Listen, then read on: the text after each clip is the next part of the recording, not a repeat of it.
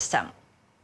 For the past few days, new reported cases are below 20,000. The health department says it is looking into why there's a recent drop in tests conducted by 7 regions, including Metro Manila. But the figures might soon increase as positive cases detected via rapid antigen will now be included in the official tally of COVID-19 cases. Malacanang announced this new policy earlier today. Yan po ang ating objective, no, para maging mas mabuti yung picture natin kung ilan ang total cases natin, no. Pero siyempre, yung mga positibo, subject pa rin po yan for confirmatory tests. The Interagency Task Force has directed its regional counterparts to monitor the allocation and use of rapid antigen tests to improve the reporting of cases. The IATF has also directed the Health Department to register facilities using rapid antigen kits and to make sure to collect the antigen line list from these facilities. Authorities say the lists and results must be generated and submitted on a daily basis. The Health Department is proposing a simple for healthcare workers during the COVID-19 pandemic as the Senate tackles bills that will grant continuing benefits for private and public workers in the health sector. Our DZKI has that story. Exhausted healthcare workers have been clamoring for fair and timely release of promised government benefits in the fight against COVID-19. But it seems their plea fell on deaf ears, insofar as the 2022 budget is concerned, something the Senate wants to address. In a hearing, the Health Department presented a simpler and consolidated benefit package based on the risk exposure of healthcare workers to COVID-19. Healthcare workers with low risk for COVID-19, 6,000 for medium risk and 9,000 pesos for the high risk. The department expects the benefit to cover more than 526,000 workers. This would need around 50.5 billion pesos next year. This will be really equitable to the work that they do. So we really support and welcome very much this development of stratifying the risk, the allowance based on risk, and also on the work that they do. Whatever we need for budgeting for this, we can search. It's budget season.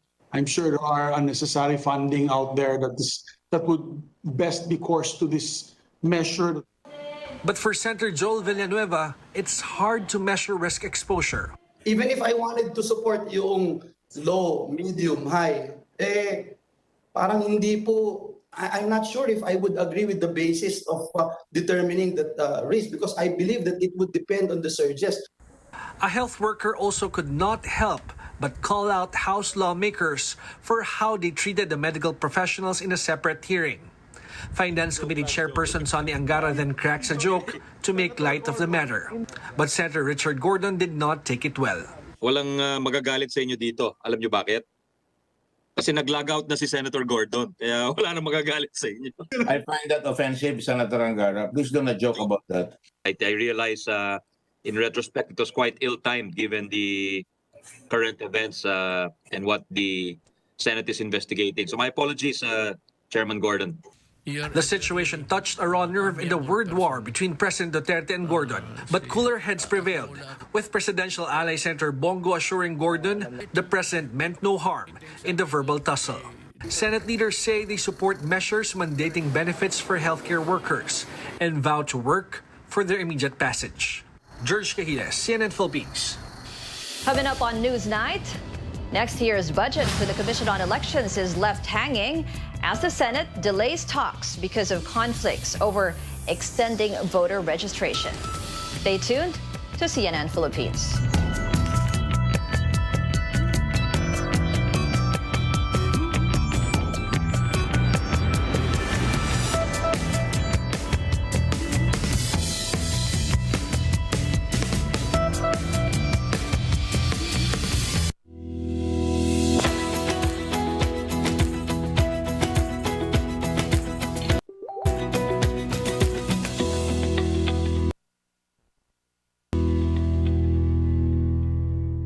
As Consul of Belarus, my main responsibility was to see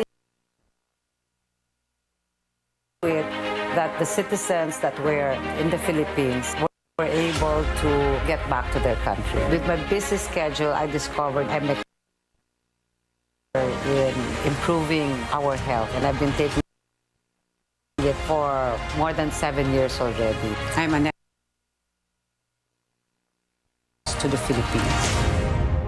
Mahalagang paalala, ang MX3 capsule ay hindi gamot at hindi dapat gamitin panggamot sa anumang uri. Sulit. Red Horse Beer.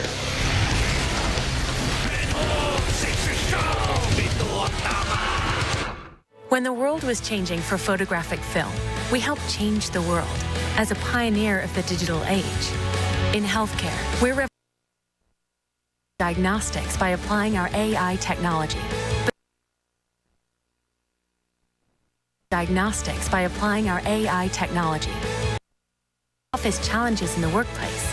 When it comes to innovating for a healthier world and a more sustainable society, we'll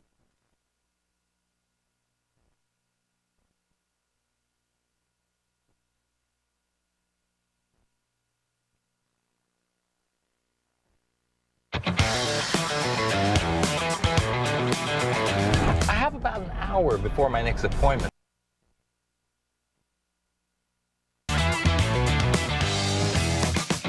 Hi. Good day, sir. Please. Sir, go to Petron Engine Oil Rebex. You got it. Please. Sir, go to Petron Engine Oil Rebex. You got it. What I love about Petron Car Care Center is they offer a full range of automotive repair and maintenance service, from lubrication, tune-ups, even tire and electrical maintenance and repairs. Any care your car needs is right in here, so it's hassle-free and convenient. Their outlets nationwide have highly skilled technicians who use state-of-the-art tools and equipment to keep your vehicle in tip-top condition. So expect expert solutions to your concerns and effectual service from their staff. So how's it going, Kuya? Good. With Petron's extensive range of internationally accredited lubricants, both mineral and fully synthetic, the Car Care Center over here, which is your automotive fluid specialist, is your one-stop shop for all your lubricants. Now, it's necessary to have checks and regular oil changes because this has a significant impact on your engine's performance. This is why it's so important to use quality engine oils that are designed to provide ultimate engine protection. Formulated with dynamic cleaning technology that promotes superior engine cleanliness for a more efficient and longer engine life, Petron Revex is my top choice. It has an outstanding oxidation resistance to keep your car's engine healthy and perform exceptionally good. First-rate cleanliness, protection, and maintenance. It's all guaranteed here at Petron. Petron, may kasabay sa lakbay.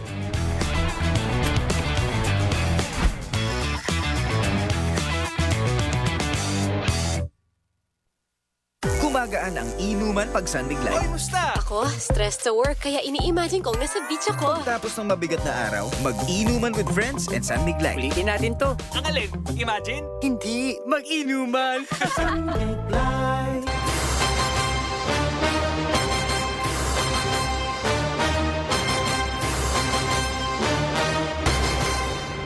Welcome back to CNN Philippines.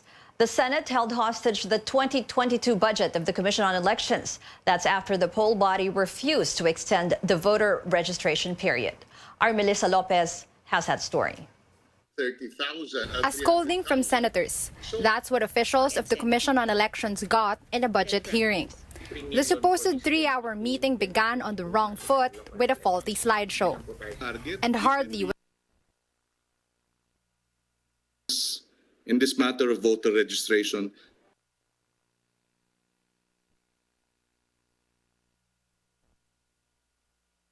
and this is anti-democratic, to say the least.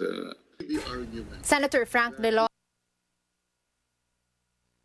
citing a 1996 law that allows registration up to January, or 4 months before Election Day. What you are insisting on is a clear voting suppression rule. Sa akin po, labag sa batas ang inyong ginagawa. But COMELEC just wouldn't budge. Mawalang galang na po talaga 1 week lang po talaga ang kaya naming ibigay. Oo, yun lang po. Kasi mahirap mag-commit your honors. Na papalpak kami in the end. COMELEC Chairman Sharif Abbas said the commission will automatically grant the week-long extension as a compromise to bills in Congress for registration to last until end October. He added preparations for the May 9 polls could be severely delayed. Senators bargained with COMELEC for a second day. Their new demand, a 3-week reprieve from October 9 to 31, giving way to the filing of candidacies, similar to deadlines for the 2013 and 2016 polls. Kung kaya nyo noon, siguro kaya nyo ngayon. Even COMELEC's targets for new registrations were questioned. Senators say setting a 4 million goal is too low against 12 million Filipino voters who may be displaced. Over 63 million Filipinos will be eligible to vote next year, with more lining up daily hoping to cast their ballots in May. On Friday afternoon, spokesman James Jimenez announced top-level COMELEC officials will meet next week to discuss if a longer registration period is doable and by how long. The Unbank's decision is expected on Wednesday, just a day before the September 30 deadline. Melissa Lopez, CNN Philippines.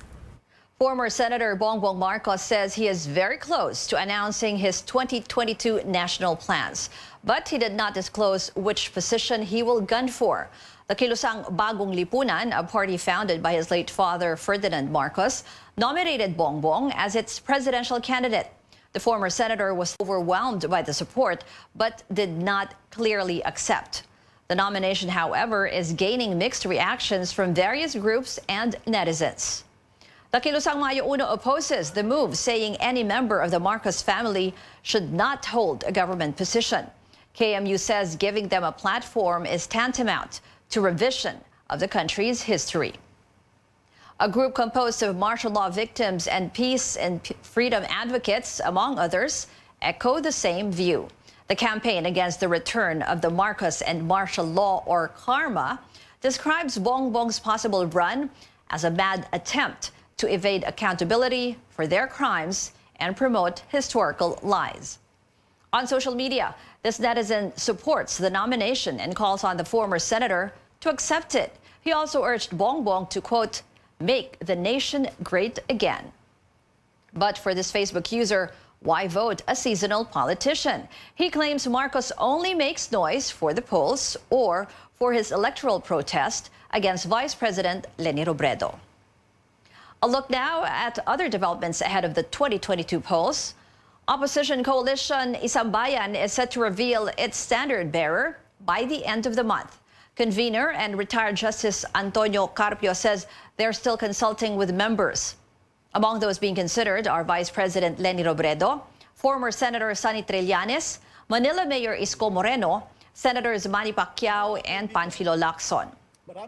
Carpio hopes those who already declared their presidential bids can still agree to have a single opposition bet. Former Senator J.V. Ejercito confirms he will seek a return to the Senate in 2022, despite the possibility that he would again compete with his half-brother, former Senator Jinggoy Estrada. Ejercito placed 13th in the 2019 senatorial race, while Jinggoy ranked 15th. Ejercito says he hopes to move past the sibling rivalry issue, vowing to focus on the implementation of his pet measure, the Universal Health Care Act, if he wins. Another aspirant for the Senate next year is Bayan Muna chairperson Nery Colmenares. The human rights lawyer and activist ran for the post in 2016 and 2019, but lost. It's all systems go for a new elevated expressway set to rise on the banks of Pasig River as the project breaks ground in Pandacan, Manila this morning. San Miguel Corporation touted the Pasig River Expressway as the country's first green and hybrid expressway, along with a 95 billion peso investment. Also called PAREX, it stretches over 19 kilometers, starting from Radial Road 10 in Manila to C6 Road in Taguig. It will help allow seamless travel across different modes of transport. Our vision is for PAREX to have multiple use to further decongest our cities and provide commuter a faster, more efficient and affordable systems of transport. SMC President and Chief Executive Officer Ramon Ang adds Parex will feature a bus rapid transit system, dedicated bike lanes, and pedestrian walkways. He says he hopes Parex will provide a future-ready solution to traffic, as well as restore the old glory of Pasig River. Several groups, however, are up in arms against possible harmful effects of the project to the river. But Mr. Ang clarifies Parex will be built on the easement of Pasig River and will not cover the major waterway.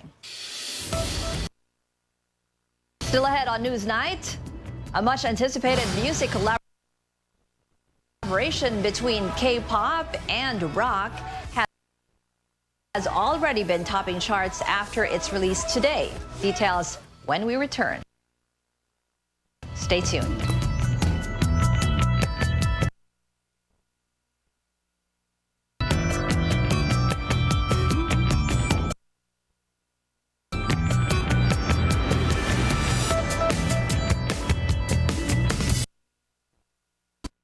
Nagsimula sa isang pangarap. Ako na po, ma'am.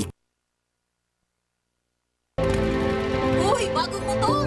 Gagawa ng bang para mapaghandaan ng forever. Ka, ha? At harapin ang bukas nang may maaasahan. Simulan mo na ang forever mo ngayon. Fund your forever with Pag-ibig Fund. Register today. For my babies, only vet-approved Nutri-Chunks puppies. The only one with active boost and prebiotics na Pampalisto. Made with real meat with essential nutrients to help them grow strong and healthy. Happiness! Listo, ganado sa Nutri-Chunks puppies. Bank of Commerce. What we are is personal banking, where we understand that every deposit is your hard-earned money. Every loan is for good reason. Every service aids in your convenience. Every business of ours is meant to grow yours. We hear you, feel you, and we act on your every banking need. Bank of Commerce, an affiliate of San Miguel Corporation. When it comes to heroes, kahit kailan hindi nagkulang ang Pilipinas. Mga taong matapang, lumalaban, at bumabangon kahit may kinakaharap na problema. O yung mga tinatawag nating never say die attitude. I'm Cristela Bello, your 2021 Ginebra San Miguel calendar girl, here to show you just how far a ganado sa buhay attitude can take you. Kaya samahan niyo akong kilalanin ng mga taong pwede nating pagkuhanan ng inspirasyon, lalo na sa panahon ngayon. Here on Bagong Tapang Stories.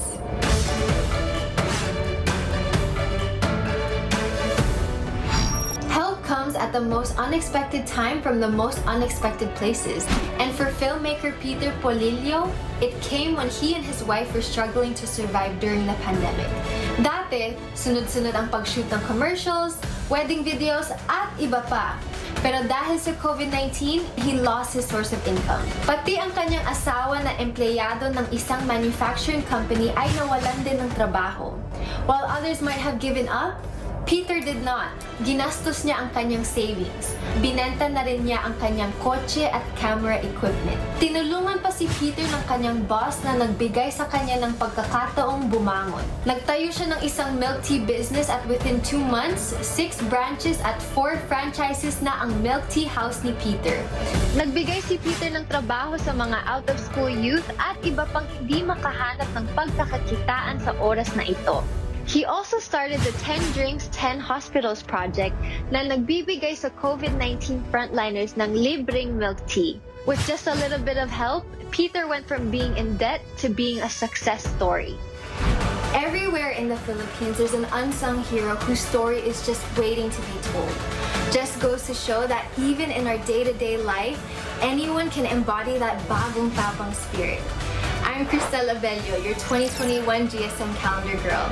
See you next time for more stories na nagpapakita na kahit may bagong hamon sa buhay, may bagong tapang sa One Ginebra Nation.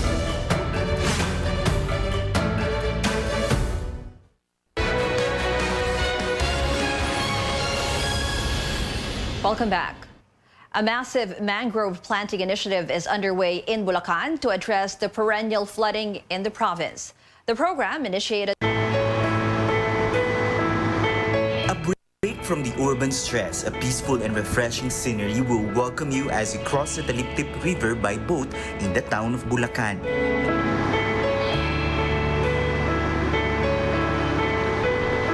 Less than 30 minutes away from the takeoff point, there lies the Bulacan Mangrove Eco Park, a 24-hectare land that is home to rich marine biodiversity. On Friday, there lies the Bulacan Mangrove Eco Park, a 24-hectare land that is home to rich marine biodiversity. On Friday, residents, local officials, and the San Miguel Corporation team embark on a journey to plant 1,000 mangrove seedlings. Ngayon po ay nagtanim tayo ng 1,000 mangrove propagules. Dadagdagan natin yung dati na nating naitanim na 6,000. So, effective barrier against flood, the Bulacan Mangrove Eco ayos nitong kanilang boardwalk dito para yung mga turista po natin ma-appreciate pa rin po at magkakaroon din pala po tayo dito ng nursery para natin kukunin yung mga itatanim natin. Locals who joined the mangrove ang mangrove planting ay sobrang nakakatulong po sa komunidad namin, lalo na po sa barangay Taliptip. Kasi po natataas po nito ang kaalaman kung ano po talaga ang kahalagahan ng mangrove o mga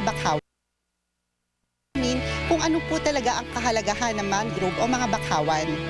San Miguel also eyes to plant more mangroves in other parts of Bulacan, including the town of Paumbong.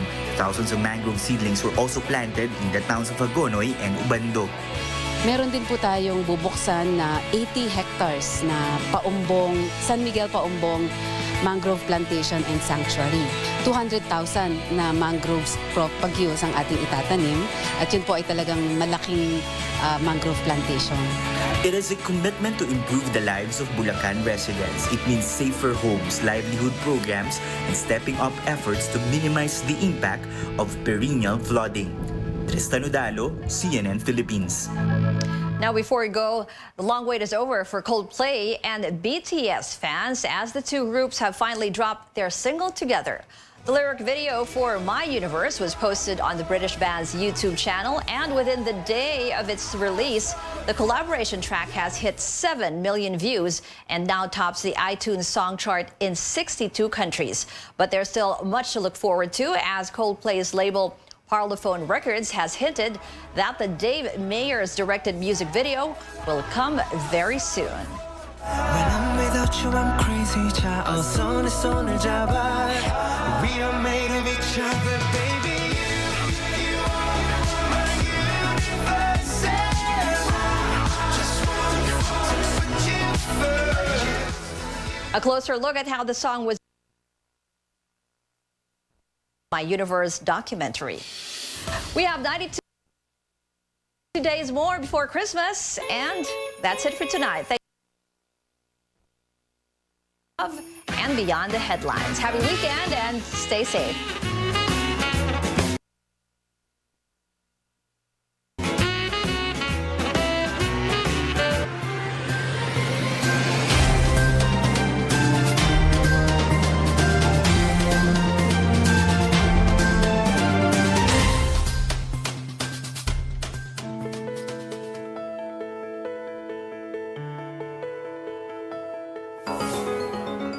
With the rising cases of COVID-19, many of us are once again asked to stay at home, which means less physical activity, sitting too much, and more trips to the refrigerator.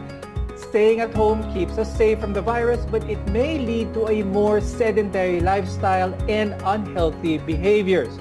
On today's show, we'll talk about how to keep ourselves healthy during the pandemic. I'm Dr. Freddy Gomez, and MedTalk Health Talk is your connection to healthcare.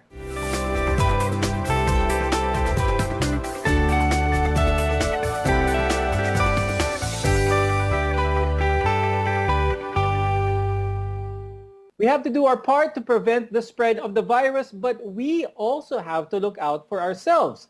To help us with this, let's welcome our guests. With us is Dr. Joanne Roser Liboon. She's a family and community medicine specialist from Ala Valley Medical Center in Coronadal, South Cotabato.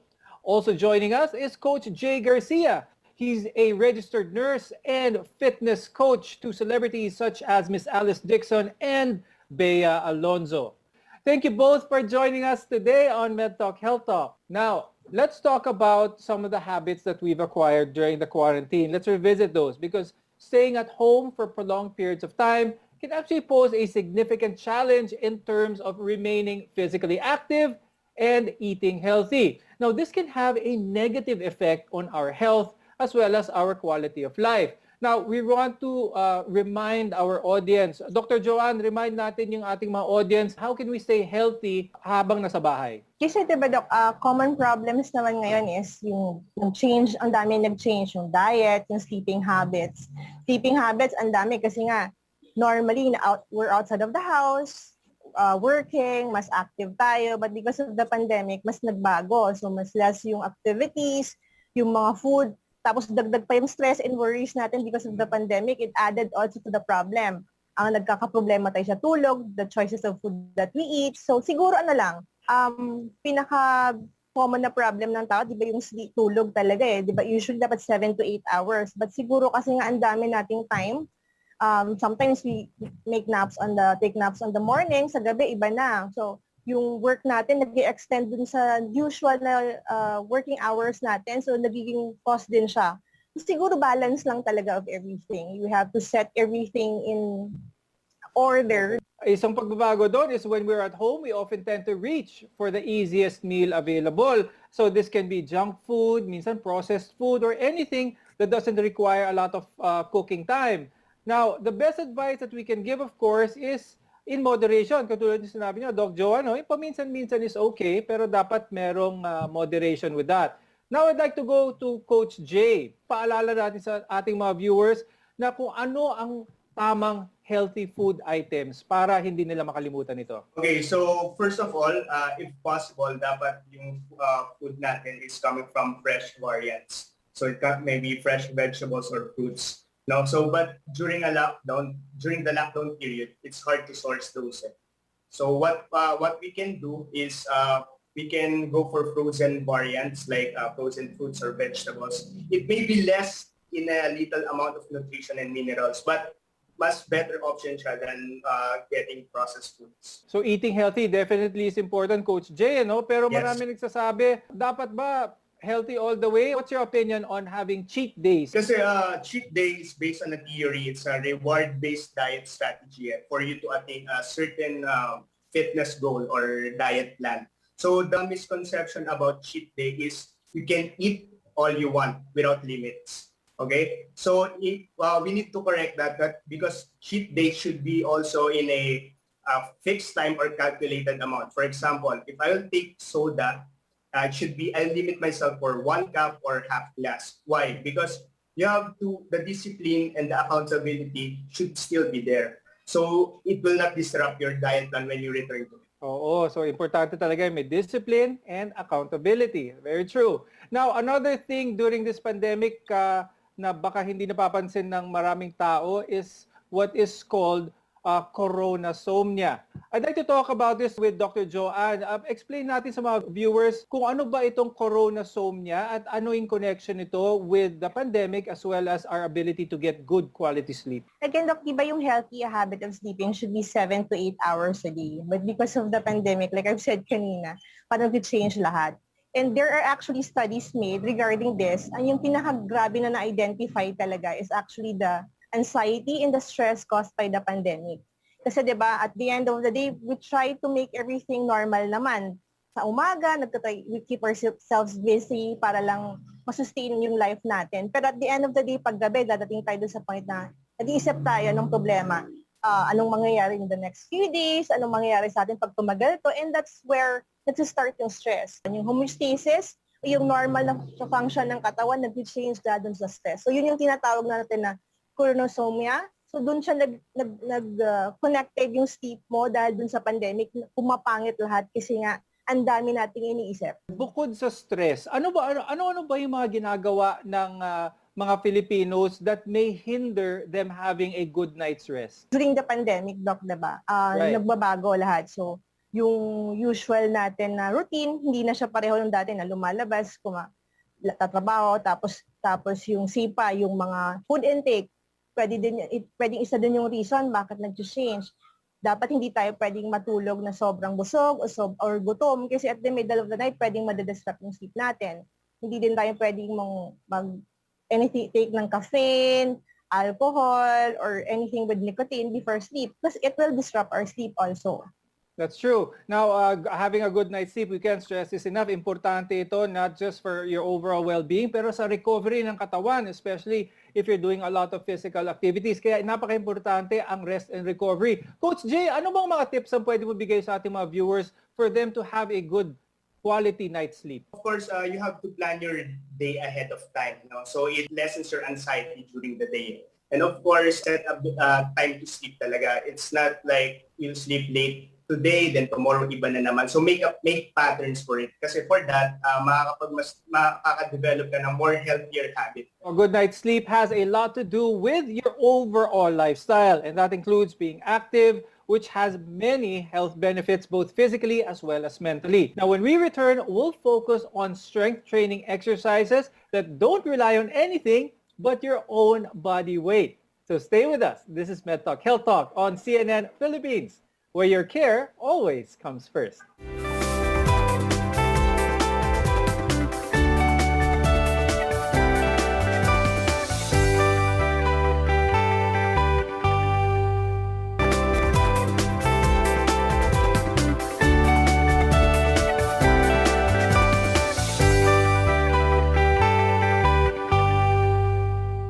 Physical activity and exercise can have immediate and long-term benefits. It can enhance the quality of our lives. Now, we're here to build a healthier future for you. I'm Dr. Freddy Gomez, and this is MedTalk Health Talk on CNN Philippines. Exercise benefits not only our bodies, but our minds as well. Now, 10 to 15 minutes of movement can already burn significant amounts of calories as well as reduce stress. Now, one type of workout that you can do at home is called calisthenics. And all you need is you. Coach Jay, explain natin sa mga viewers kung ano ba itong calisthenics at paano ba ito nakakatulong sa mga tao ngayon? Okay, so calisthenics is a form of strength training conditioning exercise which consists primarily of basic movements like pushing, pulling, squats, rotation, lunges, hinge, and gait patterns. So basically, ginagawa na natin to in our everyday lives, no?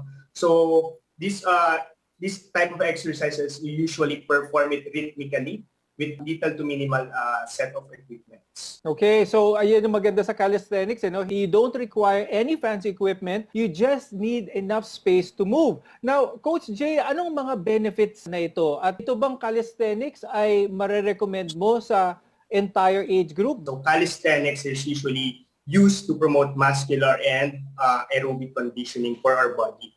So it also promotes development of psychomotor skills like balance, agility, and coordination. In terms of recommendation naman, it's for everyone, but of course, any type of exercise before you start it, you have to consult your doctor or a licensed professional coach. Kasi some medications or medical conditions or muscle imbalances may hinder the programming of the calisthenic program. So we might consider some things that might not be good or bad for you. Now, before we move on, let's discuss briefly some of the minimum health and safety protocols again. Dr. Joanne, magandang ma-remind natin ng paulit-ulit ang audience natin about these minimum health protocols. So, apat dapat. Ano yung una? We have to maintain hand washing and hand sanitizing. Pangalawa po, yung pagsusuot ng tama ng yung face mask natin. At pangatlo, yung pagsusuot ng face shield. At pang-apat po, yung pag-maintain ng social distancing or pag-avoid muna ng mga parties na hindi naman ganun ka-importante sa ngayong panahon po. Because COVID-19 spreads from person to person through respiratory droplets primarily, so wearing a mask not only protects you, but the people around you as well. Apart from face masks, face shields can be an additional layer of protection against the virus.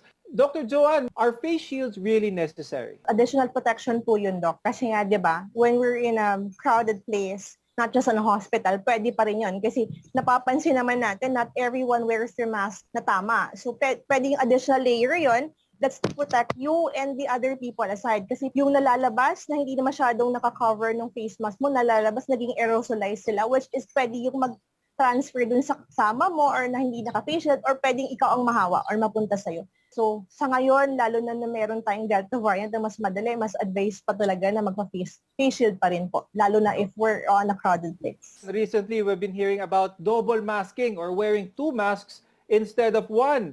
Dr. Joanne, anong science behind nito? Paano ba ito effectively ginagawa? You can wear the surgical mask una, tapos on top of that, you can wear a snugly fit na cloth mask, yung tama yung pagkatay, para ma-secure na covered talaga yung face mo. But the CDC though does not advise yung double mask na surgical mask. Kasi kahit i-layer mo yon, kung hindi siya naka-cover enough o hindi na protect yung side ng faces mo, pwedeng makapasok, hindi pa rin siya talaga pwede. So hindi din advise yung naka-KN95, tsaka may dagdag na surgical mask. So it's either you wear your just regular na surgical mask, yung pwedeng i-tie knot siya sa both ends para ma-secure na covered siya, or just make sure naka-cover siya sa face, or just can wear your KN95 alone and wala nang iba. Dr. Joanne, please remind our viewers again how important it is to get vaccinated. So responsibility natin, yung hand washing, face mask, face shield, yung shared responsibility na ng government is yung mga contact tracing, tapos yung isolation. Yung another naman na ginawa nila is for the vaccination. It is offered to us to protect us, parang dagdag siya na shield para sa atin. Hindi man ito nag-o-offer ng 100% ng protection, but rest assured, pag bakunado ka, kahit nagkaroon ka ng COVID infection, pwedeng hindi ka magkaroon ng sintomas. Pangalawa, maiiwasan natin yung severe kind of COVID na pwedeng mag-lead sa death. At pangatlo, babawasan yung chance ng makahawa po tayo. Yes, very good. Now, Coach Jay, when it comes to physical fitness, how often should someone do exercises such as calisthenics? Healthy ba ito gawing araw-araw or may interval ba dapat? It will always depend on the intensity of your exercise. No? So the guidelines suggest that you also don't need to do too much of exercise during this pandemic. So you want to stay at least easy to moderate but more frequent. So at least mga 20 to 40 minutes of activity you do consistently every day should be enough. This was a very interesting conversation with both of you. Thank you very much, family and community medicine specialist Dr. Joanne Roser Liboon, as well as health and fitness coach, Coach Jay Garcia. Now, vitamin C and zinc play important roles in our nutrition, immunity, and health maintenance. But what are things that we can do to boost our immune system? More on these when we return. Your health is our mission. This is MedTalk Health Talk on CNN Tel Aviv.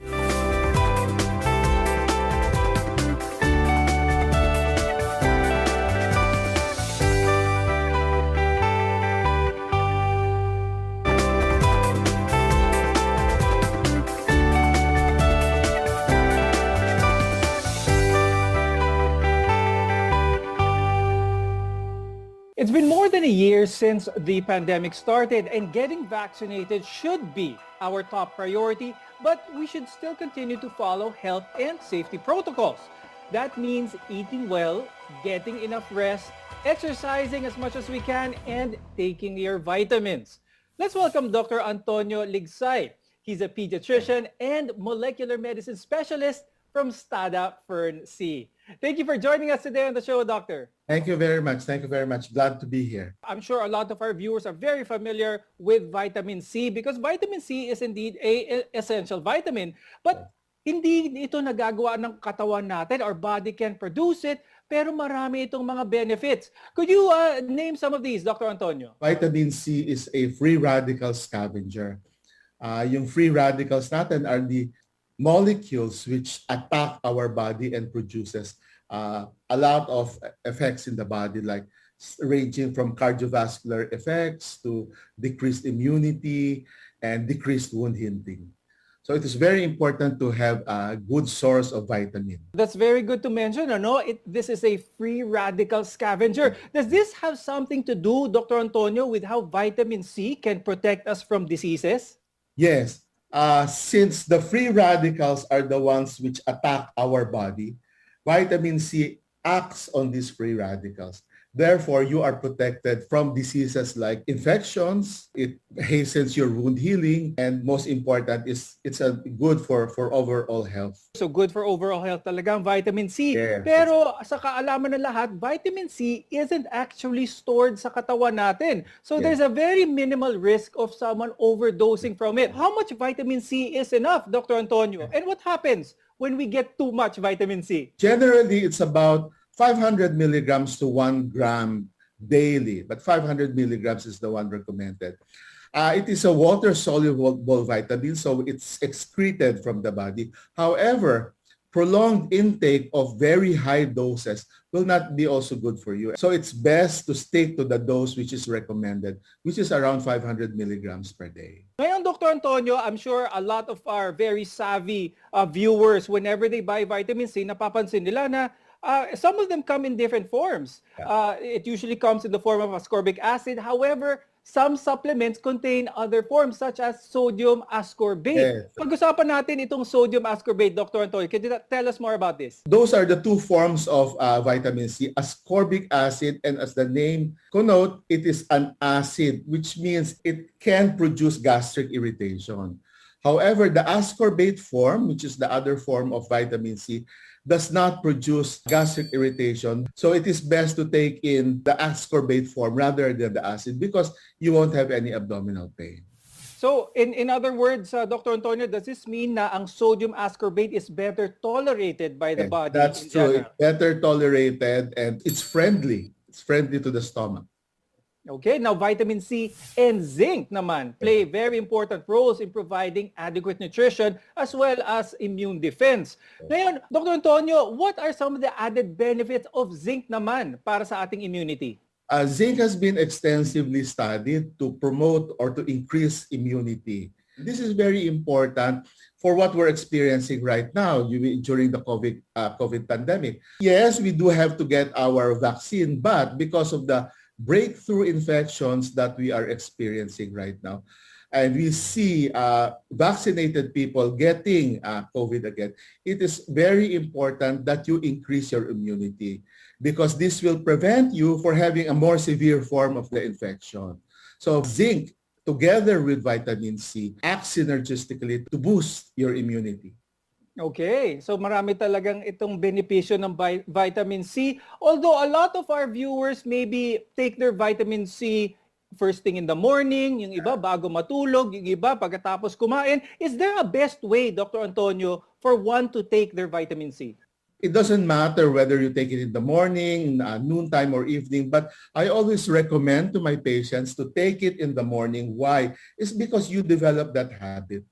When you wake up in the morning, the ascorbate form is friendly to your stomach. You can take it right away and have your breakfast. That way, you develop the habit and you don't forget taking your vitamins, your supplements. Okay. Ngayon, Dr. Antonio, huwag natin kalimutan yung mga bata. Ang vitamin C ba with zinc is also good for children? In fact, vitamin C during the infancy period, we start vitamin C starting at 6 months old. Zinc has been shown to be beneficial for patients with diarrhea. In fact, it is recommended by the World Health Organization to give zinc for 2 weeks after an episode of diarrhea. So this can be given to children even during infancy. Okay. And ngayon, syempre, uso na ngayon ang cold at flu. Can vitamin C with zinc help prevent the flu or even COVID-19, Dr. Antonio? There are a lot of studies also published in very good journals that vitamin C and zinc does prevent common cold and pneumonia for that matter. For vitamin C, they found that in people who are stressed, they found out that giving vitamin C increases the level and prevents common cold. Zinc, on the other hand, has been shown to prevent pneumonia and decrease the symptoms of pneumonia. So it is very important to take this vitamin and this mineral for our overall health. Okay. So marami talagang sources in vitamin C. Let's remind our viewers again, Dr. Antonio, kung ano yung mga good food sources ng vitamin C. We always need to have a good and balanced diet. Vitamin C can be obtained from fruits, from green leafy vegetables. Zinc is from poultry.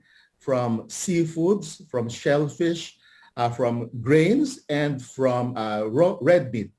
So what we're saying is that anything less is bad, anything in excess is bad. So we need to have a balanced diet, and everything I said should be taken in moderate amounts. Very well said. And with that, I'm sure our discussion was very helpful sa ating mga viewers. Thank you very much, Dr. Antonio Ligsay, for joining us today. Getting vaccinated is our #1 protection against COVID-19. But on top of this, we still have to stay healthy and follow minimum health protocols. So remember to eat healthy, exercise, follow social distancing, and wear your mask at all times. We want to be your partner for a lifetime of good health. I'm Dr. Freddy Gomez, and this has been MedTalk Health Talk on CNN Philippines.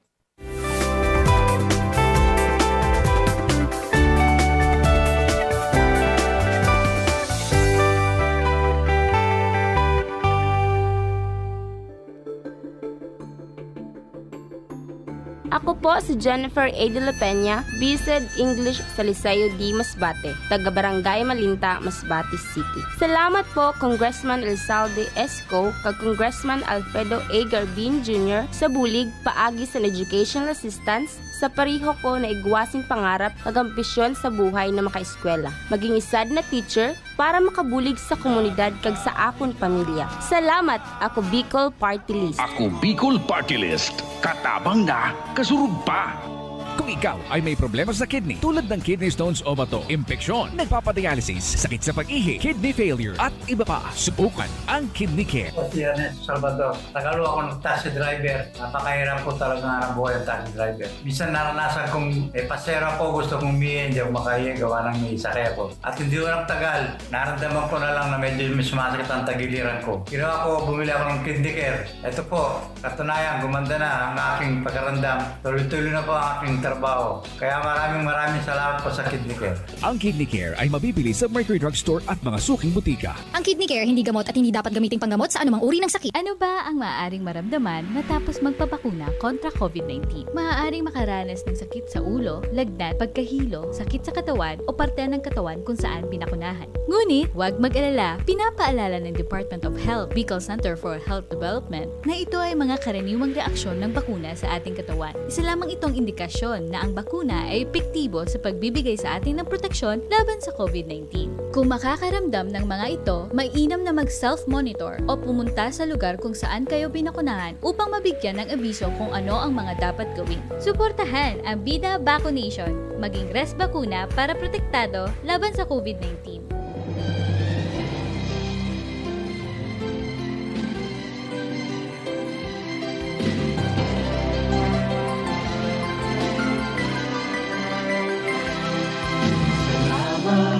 Salamat, hindi malilimutan ating pinagdaanan, ating pinagsamahan sa hirap at ginhawa, sa lungkot at saya. Salamat, salamat, salamat sa RPN. Noong simula pa lamang, kayo ang naging magulang. Sa aking bawat hakbang, turo nyo'y tamang daan. Sa aking mga pagsubok, kayo'y laging tumutok. Kayo na ang laging kapay, hanggang sa magtagumpay. Salamat, salamat, hindi malilimutan. Gintong alaala ng ating pagsasama sa hirap at ginhawa, sa lungkot at saya. Salamat, salamat, salamat sa RPN.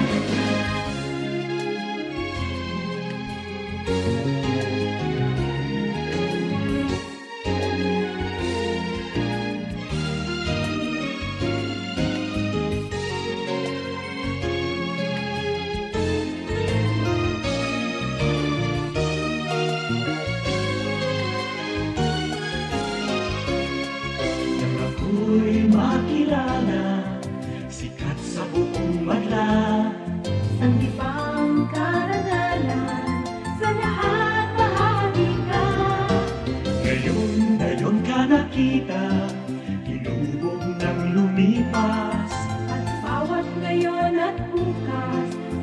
sakit hanggang wakas.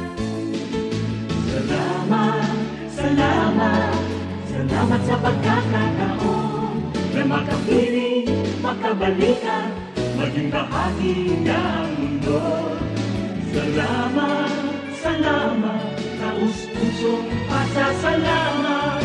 Salamat, salamat, salamat sa RPN.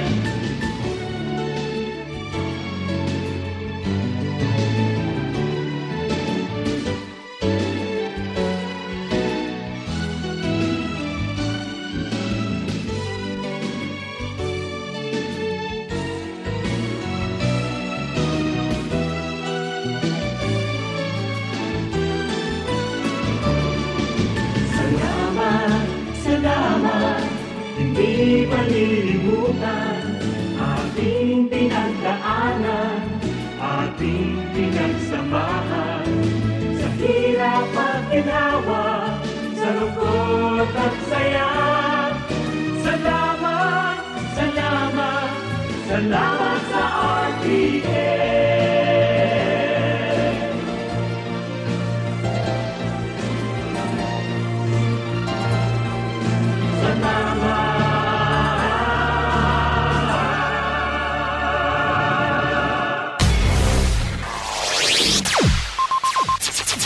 Ang pinagaenot sa ringkunada. Puon kay do sa gudngunyan. Minaanduyog sa baga na mamanuan. Katuwang para sa kauswagan. Sa mga bareta, patas. Sa impormasyon, public service, enot ka. Malalaoman, katotohanan ang sinasarigan. Inina ang bagong Radyo Ronda. DZKI-IRIGA Radyo Ronda. Ang maugmang kairiba. Madya na.